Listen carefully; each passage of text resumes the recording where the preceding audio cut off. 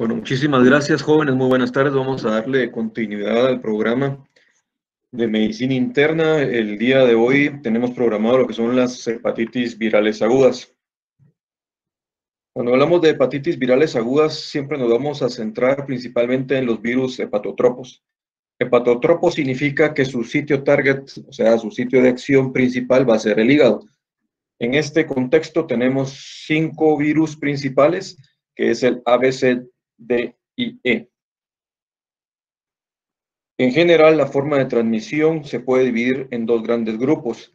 El grupo de transmisión predominantemente a nivel fecal-oral, que es el AIL, y el grupo que va a ser una predominancia a nivel parenteral y sexual, que serían los virus B, C y D. También podemos diferenciarlos en que algunos grupos van a tener formas agudas, que sería prácticamente los 5, A, B, C, D, E, y tenemos las formas crónicas, que sería el B, el C y el D. Algo muy importante en cuanto a diferenciación de una hepatitis aguda de una hepatitis crónica es que la hepatitis aguda va a tener una elevación bastante importante de transaminasas, sobre todo a expensas de la ALT. Niveles que van a alcanzar arriba de 1000, 2000 y en promedio están entre el 2000 y 3000 en una hepatitis aguda convencional, mientras que en una hepatitis crónica los niveles de elevación de transaminasas van a estar alrededor de los 100, 200, rara vez va a pasar de los 500. Entonces, esa es una gran diferencia en cuanto a una hepatitis viral aguda de una crónica.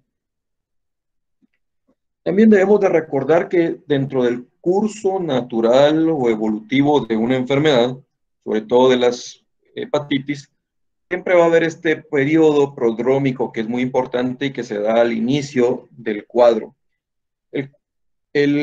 Los síntomas prodrómicos son bastante inespecíficos, uno podría pensar en cualquier otra cosa, pero por eso es de que uno debe de ser muy centrado, tener una visión muy amplia de la enfermedad, de la situación del paciente, de los antecedentes del paciente y sobre todo el conocimiento de la enfermedad.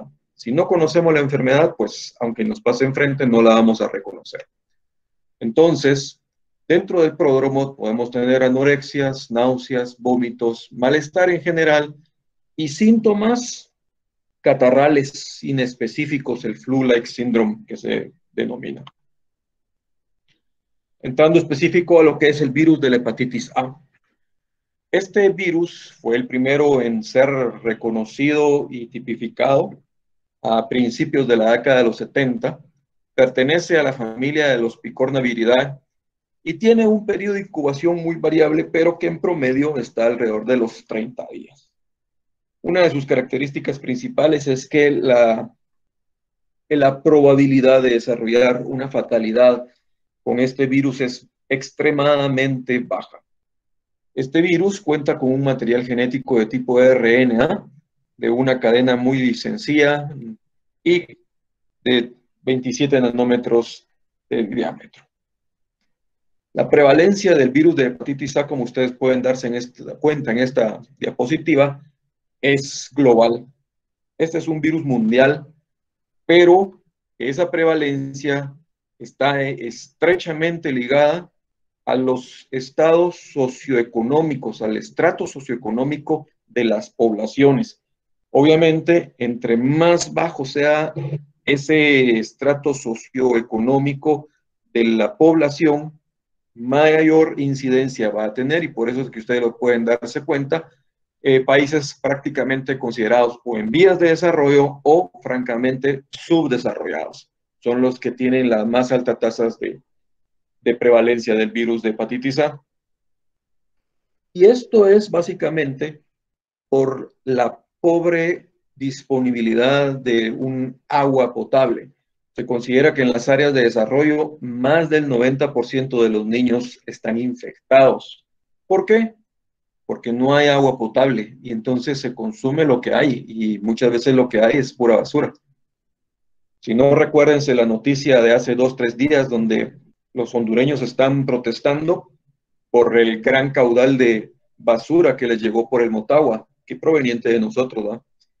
Y esto va a conferir inmunidad de por vida. La forma en cómo se va a desarrollar el ciclo del virus, básicamente, es uno se traga, la persona se traga el virus, este llega al intestino, hay una translocación bacteriana por la cual va a llegar a la sangre y a través de la sangre va a llegar al hígado. Ahí se va a reproducir, se va a multiplicar y va a ser excretado a través de la bilis, llega a los intestinos, se mezcla con las heces y es a través de las heces que va a ser excretado al medio ambiente, a contaminar y a seguir el ciclo evolutivo. En cuanto a la curva evolutiva del paciente, algo muy importante que debemos de tener en cuenta es de que la fase donde mayor contaminación puede generar una persona es donde no va a tener mayores síntomas. Por eso es de que es de una evolución, de una transmisibilidad muy, muy grande, sobre todo si las medidas higiénicas no son las mejores. Cuando el paciente realmente desarrolla síntomas, es porque está la replicación viral en sus puntos más elevados, lo cual se traduce en una mayor tasa de inflamación de ese hepatocito y que lo vamos a ver a través de las transaminasas, sobre todo a expensas de la ALT. Y posteriormente vemos cómo se van expresando pues, las curvas de los antígenos y de los anticuerpos, tanto inmunoglobulina M como inmunoglobulina G, que vamos a hablar un momentito posterior. La evolución en general, como les decía, es muy buena, pero también debemos de recordar que hay varios caminos. En general, en los niños pequeños, la gran mayoría van a ser formas asintomáticas. La persona ni siquiera llegó a saber que tenía hepatitis o fue algo tan superficial que predominaron los síntomas catarrales y eso fue lo que se pensó, tuvo un catarro y ahí se quedó todo. Diferente en la población adulta. En la población adulta, más del 70% de ellos sí van a llegar a desarrollar síntomas. Pero, como ya habíamos comentado, esta es una enfermedad de una evolución bastante benigna. Más del 99% de la población va a cursar con una recuperación total y espontánea. Un 10-15% en la gran mayoría de los estudios puede cursar con formas que se llaman hepatitis recurrente, en el cual pueden haber periodos en que el paciente se sienta mejor y nuevamente a las semanas vuelve a tener síntomas, uno le hace transaminasas y vuelven a estar elevadas. Por lo general, esto es limitable siempre, más o menos unos 12 meses en el extremo, y el paciente tiende a recuperarse totalmente. Y también aquellos pacientes que pueden llegar a desarrollar una colestasis prolongada, la cual vamos a definir como la presencia de bilirrubina total por arriba de 5 miligramos por decilitro en alrededor de unos 4 semanas de evolución, pero igual el paciente al final tiende a recuperarse. Menos del 1% de los pacientes pueden llegar a desarrollar un fallo hepático agudo. De los pacientes que desarrollan un fallo hepático agudo, un poquito más de la mitad tienden a recuperarse espontáneamente y realmente ya es un grupo muy pequeño el que puede llegar a necesitar ya sea de un trasplante hepático o incluso pues un desenlace fatal como la muerte. También debemos de recordar que algún pequeño grupo de pacientes puede llegar a presentar complicaciones o manifestaciones de enfermedades extrahepáticas. Las más relevantes son la lesión renal aguda, la colangitis acalculosa, el síndrome de Guillain-Barré, la pancreatitis aguda, fenómenos de hemólisis, artritis reactivas e incluso derrames pericárdicos. En la clínica de la población adulta que va a desarrollar síntomas, lo más prevalente es la fiebre que puede llegar a desarrollarse entre el 18 al 75% de los casos, un malestar general inespecífico hasta en el 90% de los casos, la presencia de náuseas y vómitos hasta en el 87% de los casos, y malestar propiamente abdominal hasta en el 65% de los casos. Aquellos pacientes también pueden llegar a desarrollar la presencia de una orina oscura, muchas veces la refieren como color Coca-Cola, hasta en el 94% de los casos, y también con acolia, que son las heces pálidas. Ya en el examen físico lo que podemos encontrar con mayor frecuencia es un agrandamiento del área hepática. Debemos de recordar que el hígado no solo se debe de palpar, sino que también lo debemos percutir para determinar realmente la extensión del área hepática y la presencia clínica de la ictericia, donde más fácilmente uno la ve es a nivel de las escleras, pero en general en cualquier tegumento podría llegar a observarse hasta en el 80% de los casos. El diagnóstico es, aparte de la elevación de transaminasas, pero vamos a encajarlo como una hepatitis A cuando hagamos la serología de hepatitis A. Y entonces vamos a determinar como una hepatitis A de forma aguda cuando tenemos la presencia del anticuerpo contra el virus de tipo inmunoglobulina M. Una vez que este anticuerpo de tipo inmunoglobulina M a 0 convertido a uno de tipo inmunoglobulina G, se considera que la hepatitis ha resuelto completamente.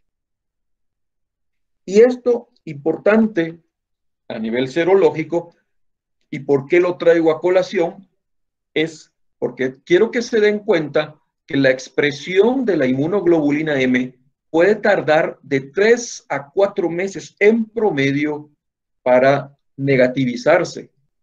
Entonces, realmente no es aconsejable hacer una inmunoglobulina M de hepatitis a los 2 meses, a los 3 meses e incluso a los 4 meses, porque el chance de que salga positivo es bastante alto. Entonces, no les va a aportar mayor información y si ustedes no lo saben analizar, hasta puede que se pierdan en la interpretación de esas pruebas.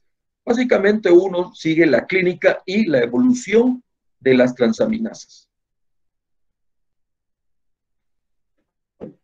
Como ya habíamos comentado, esta es una hepatitis totalmente benigna, pues se autolimita de determinada forma en la gran mayoría de sus formas, y entonces lo único que nosotros debemos de hacer es que el paciente debe tener un reposo. Cuando el hígado se ha inflamado, el paciente se siente muy cansado, muy fatigado, y entonces sí es importante guardar un reposo. Conforme ese hígado se vaya regenerando y tomando su tamaño nuevamente normal y todo el grosor de sus funciones fisiológicas, pues incluso el mismo paciente se va a ir sintiendo mucho mejor y gradualmente él mismo va a ir recuperando todas sus funciones. El retorno gradual a la normalidad, una nutrición adecuada, debemos de proveer a ese paciente una nutrición adecuada para que en todo momento haya un aporte calórico importante y adecuado que nos ayude a la recuperación. Se considera que de los tiempos de comida, el desayuno es el que va a tolerar mejor el paciente, es el que mejor debe de hacer, y los demás deben de ser tiempos como en quintos, ¿verdad? Para que haya una mejor tolerabilidad. Evitar el ejercicio, sobre todo si es extremo, esto más que todo en las etapas iniciales. Conforme el paciente va recuperándose, puede ir progresando la intensidad del ejercicio. Obviamente debemos de evitar cualquier químico, droga que vaya a lesionar el hígado. El alcohol, totalmente prohibido, y cualquier droga que se considere hepatotóxica. Medicamentos que no sean estrictamente necesarios, retirarlos, porque la gran mayoría son metabolizados a nivel hepático. Aún no sean un hepatotóxico como tal, pero es mejor darle un buen reposo a nuestro hígado. Como ya habíamos comentado, las formas prolongadas rara vez pasan más de los 12 meses. El tratamiento va a ser exactamente igual en cada una de esas recurrencias y paulatinamente el paciente la va a resolver. Y en su forma colestásica, debemos, como una de las características es que se va a asociar a un prurito muy intenso, podemos dar la colestiramina o bien el ácido ursodesoxicólico, que nos va a ayudar a que esta colestasis disminuya y el paciente se recupere con mayor facilidad. Antes se abogaba por el uso de esteroides, hoy se sabe que pues, no va a haber mayor impacto con el uso de esteroides en la forma colestásica y les va muy bien con el uso de ácido ursodesoxicólico. En los raros casos donde se asocia a una hepatitis fulminante, estos pacientes sí deben de ser tratados en una unidad de cuidados intensivos y siempre en donde haya la posibilidad, pues estar pendientes para ver si el paciente va a llegar a necesitar un trasplante hepático ortotópico. La prevención es la orden del día a todas las personas. Ahora la vacunación debe considerarse universal. Esa base de virus inactivos provee una protección bastante efectiva que puede llegar hasta el 100%, pero sí debe de pasar, si hay digamos que esa protección no es inmediata. Más o menos a los 15 días se considera que va por el 85%, o sea que también el paciente tiene que tener ese periodo. La dosis es de 1 mililitro, que equivale a 1.440 unidades. Se da a nivel intramuscular y debe de darse un refuerzo entre los 6 y 12 meses. Cuando se da la inmunoglobulina, podemos asociar a 0.02 mililitros por kilo. En cuanto al virus de la hepatitis B, prácticamente este es el único virus de estos 5 que vamos a tratar cuyo material genético es de tipo DNA. Es el único que tiene un material genético muy completo, muy pesado e incluso es una doble cadena, cosa que no se ve en la gran mayoría de los virus. Tiene un núcleo, tiene una envoltura y en esa envoltura está el antígeno de superficie que es muy importante para su diagnóstico. Es un virus bastante completo y bastante pesado, ya que su tamaño es de 42 nanómetros. Pertenece a la familia de los Cephalnaviridae, de los cuales hay 8 genotipos conocidos, de la A a la H, y de ellos se considera que en Centroamérica el genotipo que prevalece es el F. La incubación, el periodo de incubación es bien variable, desde 15 días hasta 120 días, pero en promedio se considera que 60 días es en general el tiempo de incubación. La cronicidad, porque este virus sí da cronicidad, es muy dependiente de la edad del paciente.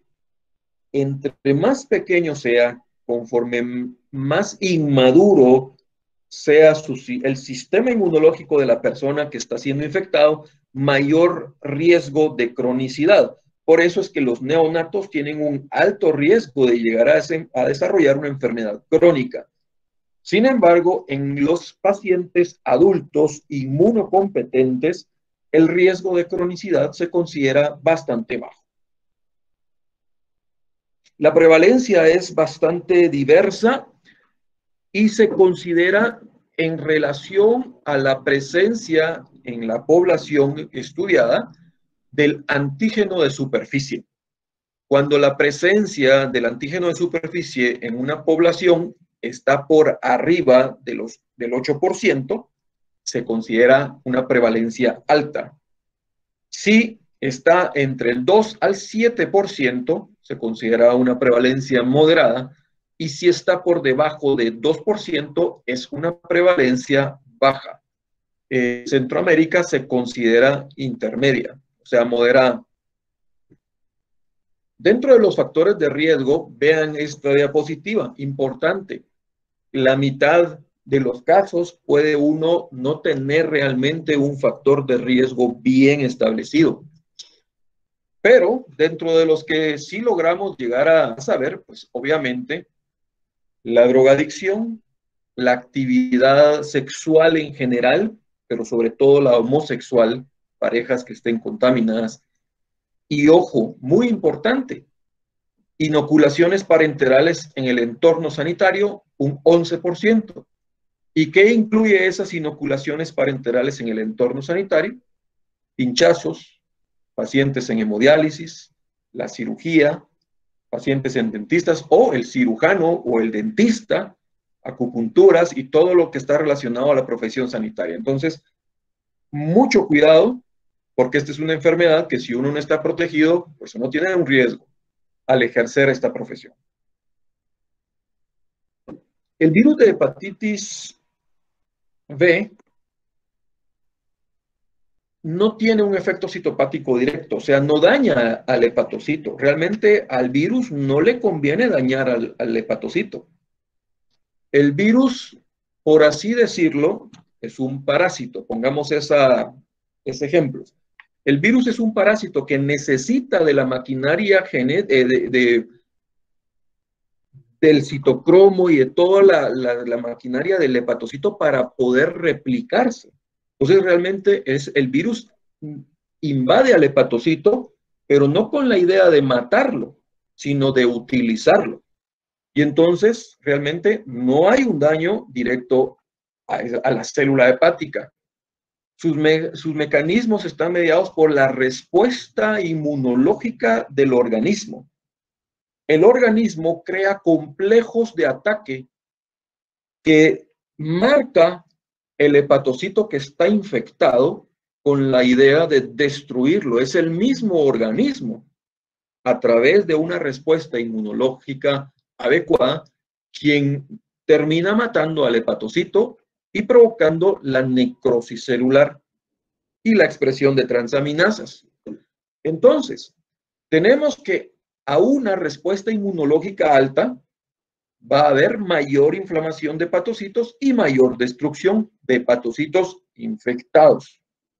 Pero obviamente la idea es que esto nos lleve a una mayor probabilidad de curación y de control de la enfermedad.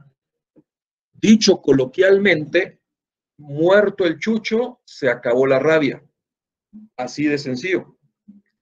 ¿Qué es lo que pasa con los pacientes o con las personas cuyo sistema inmunológico no ha madurado lo suficiente, como sería un bebé, o está inmunocomprometido, como sería un paciente con HIV o que toma medicamentos porque está en tratamiento por un trasplante de X?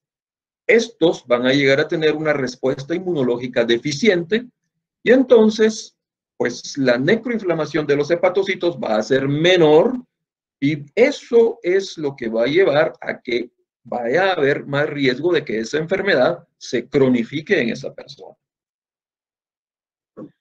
En general, como ustedes pueden darse cuenta, la curva evolutiva pues va a ser el mismo, una elevación importante de transaminasas y su pico máximo con los síntomas del paciente desde el inicio de la enfermedad, la expresión del antígeno de superficie, obviamente también la presencia del material genético del virus y la replicación viral. Por eso tenemos también este antígeno, que es el antígeno E. El antígeno E marca la replicación del virus. Estos dos antígenos realmente no nos interesan en las etapas agudas, porque es lógico. Sabemos que tiene la enfermedad, por supuesto que va a estar positivo. Y en una etapa aguda, sabemos que se está replicando activamente, por supuesto, está positivo. Entonces, realmente nos importan estos marcadores, el antígeno de superficie y el anticuerpo contra la parte del núcleo de tipo inmunoglobulina G. Sabemos que hasta un 30% de los pacientes pueden llegar a desarrollar una ictericia clínica, o sea, no todos los pacientes van a desarrollar la ictericia clásica de una hepatitis. El diagnóstico de una hepatitis aguda B es a través de la presencia del antígeno de superficie, el virus, más la presencia del anticuerpo contra la fracción del core o núcleo, la parte central, de tipo inmunoglobulina M. Esto nos dice que es una infección aguda. ¿Cómo sabemos que ese paciente ha resuelto su problema? A través de la seroconversión. Si el paciente seroconvierte el antígeno a un anticuerpo de tipo contra el antígeno de superficie y además tiene también la seroconversión del marcador de tipo inmunoglobulina M contra el core o núcleo, hacia uno de tipo inmunoglobulina G, entonces estos dos son los que nos van a decir la presencia o la positividad de estos dos marcadores. El paciente resolvió la enfermedad. Básicamente, nuevamente, son enfermedades en general autolimitables, que lo que necesitan es exactamente el mismo tratamiento que la hepatitis A. Y básicamente, importante, recordemos a Hipócrates, lo mejor es no hacer daño. Entre menos medicamentos tenga o le demos a este paciente, es mejor. Ahora bien, voy a abrir un paréntesis, que podríamos llamarle un punto de práctica, una perla de práctica. Si ustedes ven, hasta este momento yo no he mencionado absolutamente nada de los famosísimos hepatoprotectores.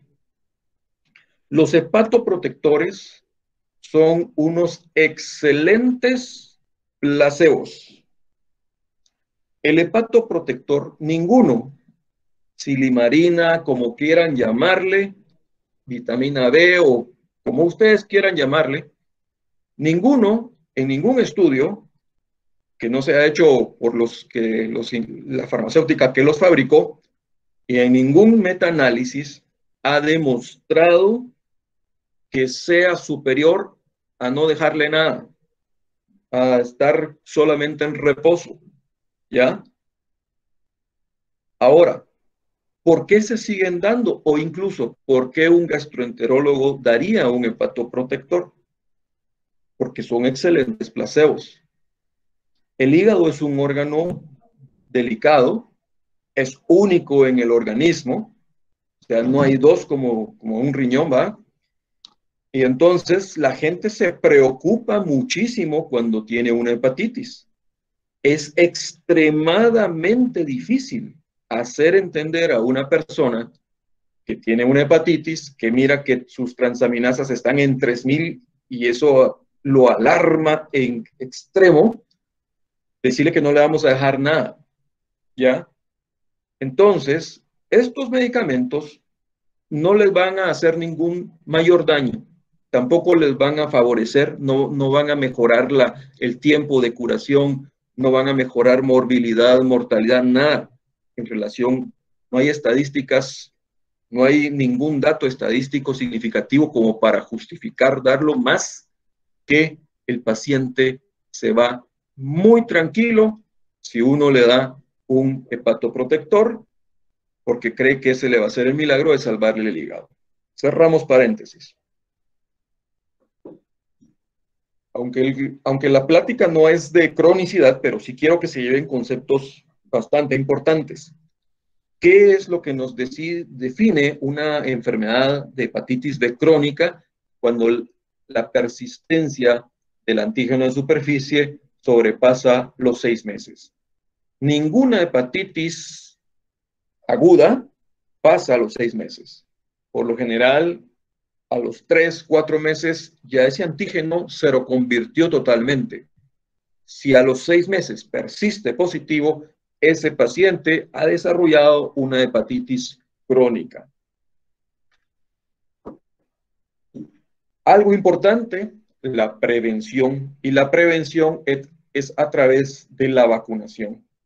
Las vacunas lo que tienen son exclusivamente el envoltorio, no tienen todo el virus. Si le metiéramos todo el virus, le provocamos la enfermedad al paciente. Con el virus, con el envoltorio del virus, lo único que estamos poniéndole es el antígeno de superficie. La idea es que el cuerpo reaccione a través de su sistema inmunológico y se lo convierta a los anticuerpos contra el antígeno de superficie. Toda persona que ha sido vacunada y tiene más de 10 miliunidades por mililitro de anticuerpos contra el antígeno de superficie se considera protegido. Cuando hay un problema de exposición, por contacto sexual o por vía materno-fetal, perdón, pues tenemos el chance de poder proteger a estas personas que han sido expuestas a través de la vacunación y de la inoculación de la inmunoglobulina. En los pacientes que han tenido contactos sexuales de enfermos agudos, se les debe dar inmunoglobulina a dosis de 0.04 a 0.07 mililitros por kilo, lo más rápidamente posible después de la exposición e iniciar un esquema normal de vacunación. En los neonatos de madres seropositivas, la dosis va de 0.5 mililitros de inmunoglobulina en las primeras 12 horas de vida y el esquema normal de vacunación. Esto puede prevenir la enfermedad hasta en el 95% de los casos. Y como les decía, no es el objetivo de la plática, pero sí quiero que se lleven el concepto. En aquellos pacientes que desarrollan hepatitis crónica, los 3 medicamentos que se ha notado que mejoran considerablemente la depuración del virus actualmente son estos 3: interferón pegilado, tenofovir y entecavir. Respuestas sostenidas a 1 y 5 años bastante variables, pero sobre todo estos dos son los mejores, tenofovir y entecavir, que son antirretrovirales. Y en Guatemala, el único que existe en el mercado es el tenofovir, que se llama Bemlimid. En cuanto al virus de la hepatitis C, este virus pertenece a la familia de los flavivirus. Hay 6 genotipos reconocidos, múltiples subgenotipos, pero 6 genotipos para fines prácticos, con una incubación promedio entre las 6 y 7 semanas, con aquello de que es uno de los virus que más tiende a llevar a cronicidad en la persona. Este virus es de prevalencia mundial, variable en los países, pero todos los países prácticamente reportan y se considera que el promedio mundial es del 3% de la población positiva para virus de hepatitis C.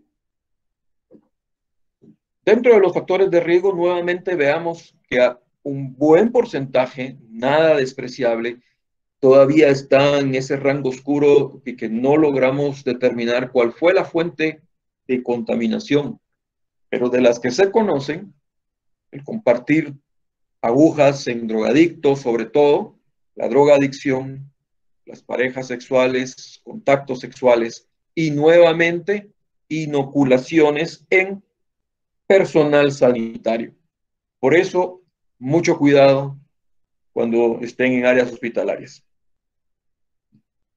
La historia natural, pues como cualquier hepatitis, la hepatitis C también tiene una forma aguda, la cual puede ser autolimitable. Aquí los porcentajes son muy variables porque realmente es extremadamente difícil tener estudios con hepatitis C aguda, porque es muy difícil capturar a estos pacientes. ¿Por qué? Porque la gran mayoría son asintomáticos. Y entonces, de lo poco que se cree o que se tiene, pues más o menos entre un 15 a un 50 puede autolimitarse, pero lo que se sabe es que la gran mayoría van a desarrollar una enfermedad crónica. De estos, sí o sí, con el paso de los años, estos pacientes van a llegar a desarrollar una cirrosis. Y, pues, en la evolución natural de una cirrosis a la cual no se le da ningún tipo de tratamiento, pues va a llegar a descompensarse, a tener presencias de hepatocarcinoma y finalmente la muerte. Por supuesto, estos no son procesos cortos de meses, sino de años, que pueden variar de 10 hasta 30 años en promedio. La hepatitis aguda de tipo C es asintomática y por lo general se va a diagnosticar cuando por puro azar el paciente iba a ser un donador de sangre y se le tuvo que hacer tamizaje, o bien estaba en un chequeo médico anual para, para ser dado de alta en un seguro o en algún trabajo y dio transaminasas francamente elevadas. Y pues lo empezaron a estudiar que por qué tenía esas transaminasas, descartaron los virus más frecuentes, vieron que tampoco tenía el anticuerpo. Ojo, algunos pacientes pueden tener el anticuerpo positivo, pero lo usual es que los anticuerpos en titulaciones aceptables o detectables se tarden hasta 8 semanas en llegar a producirse. Por lo tanto, el diagnóstico de una hepatitis C aguda, además de la elevación importante de transaminasas, recae en la detección del material genético, del RNA, del virus a través de un PCR. Y aquí vemos la curva natural evolutiva de un paciente con virus de hepatitis C. Al principio su expresión aguda, una expresión muy elevada de transaminasas, pero después tiene múltiples periodos en los cuales hay procesos de inflamación, desinflamación, inflamación, desinflamación, y así a lo largo de los años. Ese va y viene de inflamación, desinflamación, inflamación, desinflamación, es lo que hace que esta enfermedad tenga una alta tendencia a la cronicidad por la estimulación constante de las células de Kupffer, de las células estelares y de todo ese proceso que explicamos el viernes. Nuevamente, muy brevemente, el tratamiento de la hepatitis A aguda, la gran mayoría, como uno ni siquiera los diagnostica y ni siquiera se dan cuenta, pues no hay, realmente no hay un tratamiento, y en los pocos casos donde se ha logrado detectar, lo que se les ha dado es interferón con respuestas muy variables. La gran mayoría van a desarrollar enfermedades crónicas. Actualmente, y digo actualmente porque el tratamiento de hepatitis C crónica ha llevado un largo proceso desde interferones simples, interferones pegilados, onribavirina y así, hasta más o menos el 2011, cuando se empezaron a salir los primeros antivirales de acción directa. Estos son los que hoy en día son más prevalentes y sobre todo importante esta combinación sofosbuvir, velpatasvir, ya que esta es la única combinación con la que contamos en Guatemala. Su nombre comercial es Epclusa. Esta es una sola tableta, ahí van los dos componentes al día por 12 semanas. Es un tratamiento bastante bien tolerado, pero su único gran problema es que el costo del tratamiento es muy elevado, ya que estamos hablando de alrededor de unos 30,000 quetzales mensuales y el tratamiento es mínimo de 4 meses. En virus de hepatitis D, el virus D es un virus incompleto. Básicamente es solo un material genético de tipo RNA. En ese material genético de tipo RNA está el antígeno o la partícula delta. Y lo que este virus hace es aprovecharse del antígeno de superficie del virus B para que este sea su llave de entrada hacia un hepatocito y poder así meter su material genético y reproducirse. Se considera que este virus está presente hasta en el 5% de todos aquellos portadores del antígeno de superficie. Las dos modalidades en las que se puede expresar el virus de hepatitis D es la coinfección y la superinfección, y es un virus que está asociado a una alta mortalidad por su forma de actuar. El virus D Es un virus que también lo encontramos en la gran mayoría de países de todo el mundo. Centroamérica no es la excepción, aunque la casuística es muy pobre, pero se considera que el genotipo 3 es el que más prevalente es en la región. Y como les había comentado, tenemos dos patrones, la coinfección y la superinfección. En la coinfección, como su mismo nombre lo dice, están tanto hepatitis B y hepatitis D en forma aguda. Y entonces vemos estas curvas. Esto está en un verde aqua, algo así. Es la presencia del virus B en forma aguda, el antígeno de superficie. Y esta curva rosada, la D, el virus D.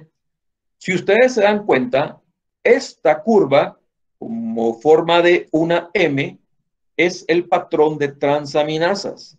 El primer pico corresponde a la infección por virus B y el segundo pico, que por cierto es más alto, corresponde a la infección por virus D. Lo general es de que estas pues resuelvan y pasen a formas de inmunoglobulina G, aunque la enfermedad es muy severa porque la reacción inmunológica que ocasionó al cuerpo fue doble. Pero como resolvió la hepatitis B, pues entonces el riesgo de cronicidad fue muy bajo, básicamente el mismísimo que una hepatitis B sola. Y también el riesgo de mortalidad, ¿ya? Muchas veces el curso es totalmente indistinguible de una hepatitis B, a menos que seamos como que tengamos esa suerte de haber captado esta doble curva, estas dos picos de transaminasas. Ahora bien, en la hepatitis B y D, cuando están en calidad de superinfección, la hepatitis B es una hepatitis B crónica. Entonces aquí va a persistir el antígeno de superficie del virus de hepatitis B. Y por eso es de que en la expresión de transaminasas solamente vemos una curva que corresponde a la presencia de la forma aguda del virus de hepatitis D. Aquí sí la expresión y digamos que la enfermedad del virus D entra con muchísima fuerza y entonces como está exacerbando una enfermedad crónica, el riesgo de que esta cronifique o que incluso active esta otra es muy alto y tiene un riesgo mayor de mortalidad. El tratamiento en su forma aguda es a base de interferón a razón de 9 millones de unidades 3 veces a la semana durante 48 semanas. El gran problema es que realmente uno deja de dar el interferón y la recaída es muy común y la respuesta no es la mejor. Por lo tanto, el mejor esquema de tratamiento que ustedes pueden darle a una hepatitis o contra una hepatitis de virus D es la vacunación en contra de la hepatitis B, ya que si no hay antígeno de superficie, el virus D no puede hacer absolutamente nada para entrar al hepatocito. Y finalmente, vamos a entrar al virus de hepatitis E. El virus de hepatitis E pertenece a un grupo que se llama epevirus, del cual hay 4 especies conocidas y de la primera especie, que es la que más nos va a importar, hay 8 genotipos.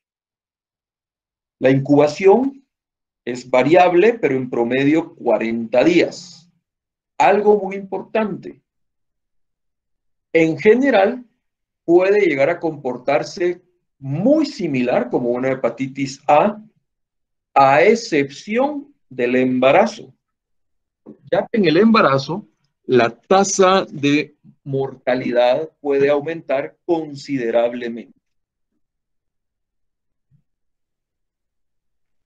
La prevalencia, pues básicamente en diferentes formas, pero es, es un virus que se encuentra en la gran mayoría de los países de la región.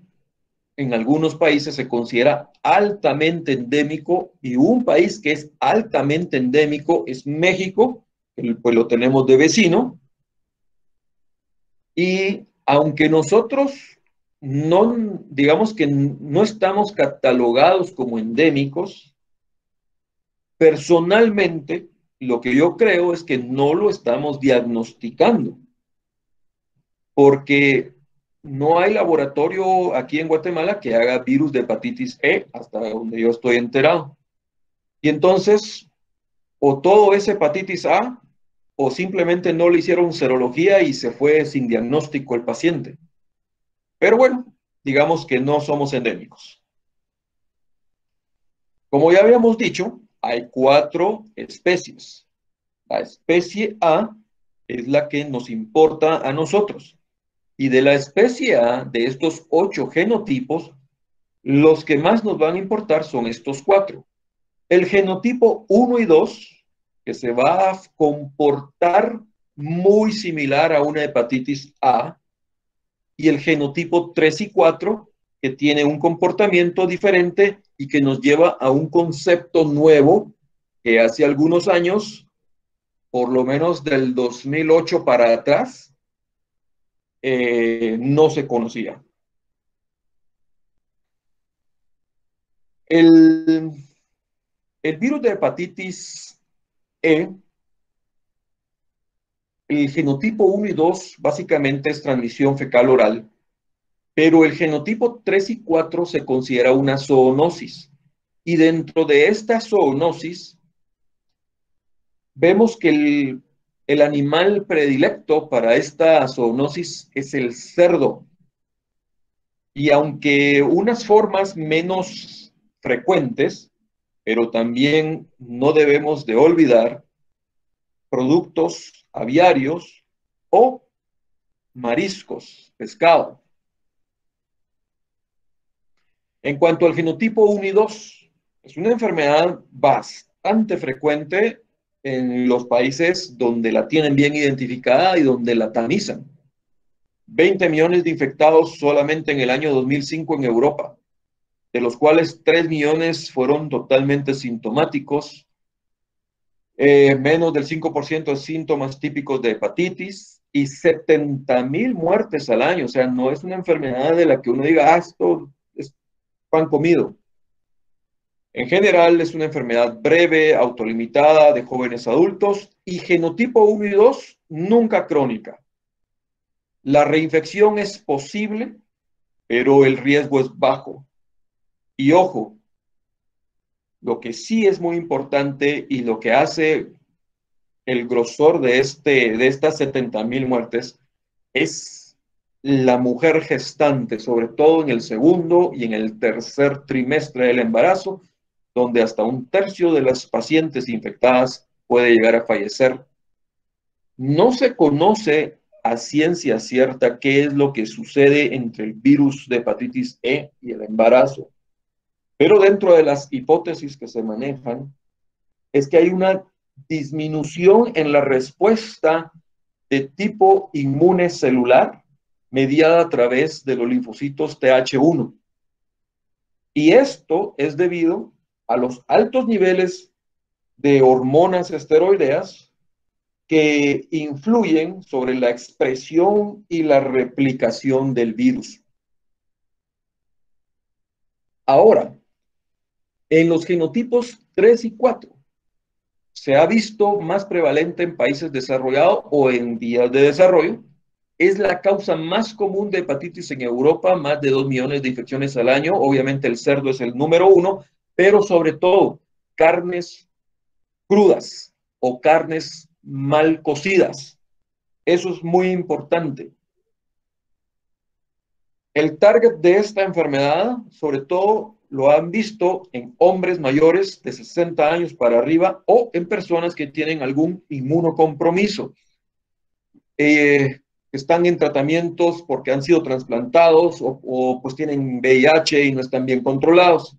Entonces, el genotipo 3 y 4 de la hepatitis E sí se ha visto que desarrolla una hepatitis crónica.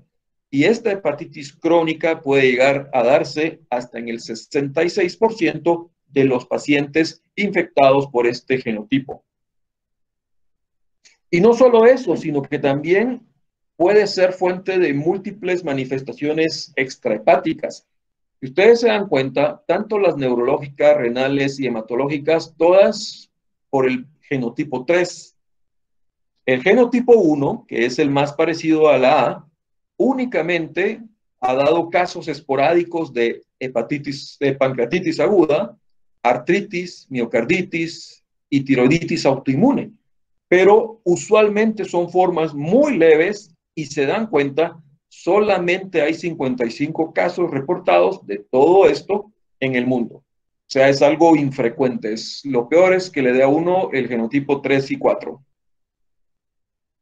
La curva evolutiva prácticamente es muy similar al de una hepatitis A, con la elevación de las transaminasas, el periodo sintomático y la expresión tanto de anticuerpos contra el virus E de tipo inmunoglobulina M en su fase aguda, como en la G en la fase ya crónica. Y aquí vemos que debe de haber una cero conversión para saber qué pasó de aguda a resuelta. Y entonces, en la aguda, el tratamiento es sintomático porque es exactamente como ver una hepatitis A. Pero en la forma crónica, sí está visto en la combinación de interferón pegilado más ribavirina, con respuestas muy variables y con aquello de que puede progresar la enfermedad. Entonces, pues lo mejor que debemos de conocer es, volviendo a esta diapositiva inicial, ¿se recuerdan? Esta yo se las presenté como la tercera diapo de la clase, que las formas agudas y las formas crónicas, yo les puse B, C y D, pero después de lo que les acabo de comentar, pues también debemos de entender que vamos a incluir al virus de hepatitis E como posible causa de una forma crónica de hepatitis. Y la prevención básicamente en el genotipo 1 y 2, cuya situación es por puramente contaminación fecal oral, es mejorar la disposición del agua potable. Eso es todo lo que tenemos que hacer, mejorar las instancias sanitarias y la situación socioeconómica de la población para que la población tenga acceso a un agua pura, a un agua potable, y ahí pues tenemos. Y en el genotipo 3 y 4, donde realmente el problema era el consumo de carnes crudas, pues asegurarnos de que el cochito esté bien asado. Esto es todo lo que les traigo y si tienen preguntas, por favor, pueden hacerlas.